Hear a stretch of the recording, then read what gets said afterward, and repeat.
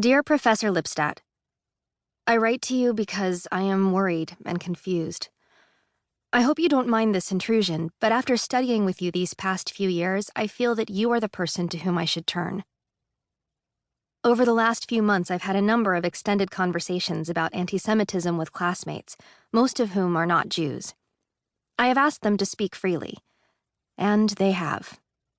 One, somewhat hesitatingly, posited that given that antisemitism has lasted so long, the Jews must, at least on some level, be responsible for it. Another picked up on this theme and, with great hesitancy, wondered if a people who has been so hated for so long might have done something to cause it. They both kept repeating that they consider me a good friend and meant nothing personal, and I don't think they did. But I felt uncomfortable. The most distressing part of this entire encounter was that I didn't know what to say to them without sounding defensive. I guess I am asking for your help in both understanding what is happening and figuring out how to respond.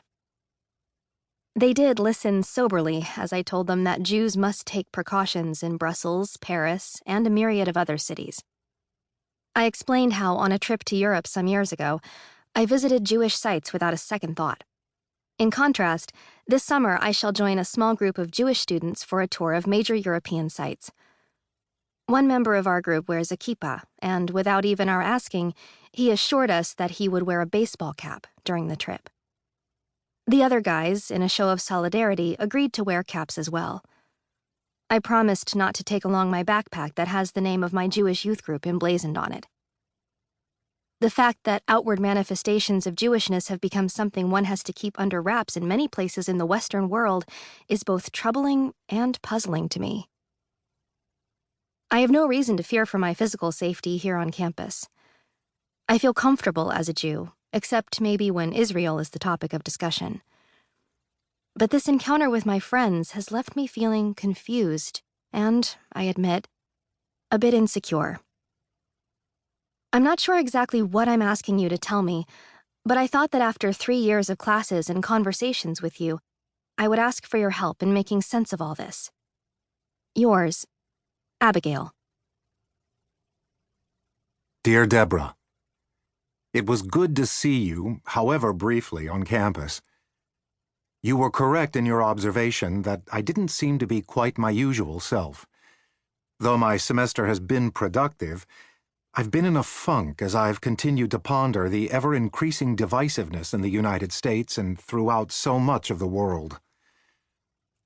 While I've long been aware of inequities in our country, I believe that the level of contempt that various groups have for one another has become far more open and mainstream over the past few years. I trace much of it to the 2016 presidential campaign. The campaign and subsequent events didn't create this animosity, but they certainly encouraged it. Expressions of racism, homophobia, Islamophobia, and, of course, antisemitism seems to be escalating on a daily basis. I have a strange request. Antisemitism is something I've long abhorred, but also something that I fear I do not fully understand.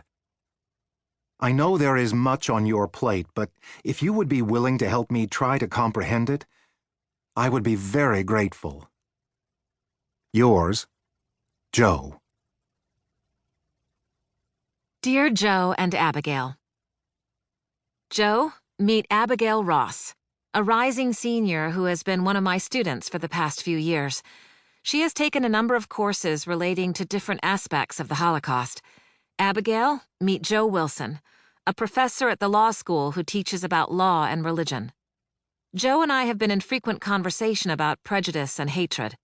Both of you have written me with questions about the seeming rise in antisemitism in the United States and beyond, and have asked if we might engage in an exchange on the topic. I am happy to do so, not just because two people about whom I care deeply are perplexed about it, but also because I believe such an exchange will help all of us get a handle on this vexing situation. Since our schedules are so varied, let's do it in writing, and if you are both willing, let's share all of our letters with one another. That way, we can all be part of this ongoing conversation. And because I believe things should have a beginning, a middle, and an end, let's set a time frame of a year for this exchange. Yours, Deborah.